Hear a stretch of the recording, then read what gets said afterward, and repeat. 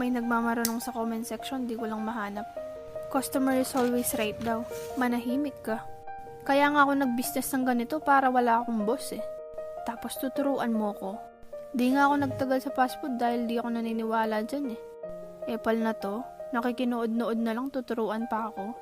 Kung alam mo lang, mahirap din tong trabaho kong to ah. Lalo na kung yung mga katulad mo yung kausap ko. Ito pang wax seal na to, ang ganda-ganda nga lang tignan pero ang baho-baho naman.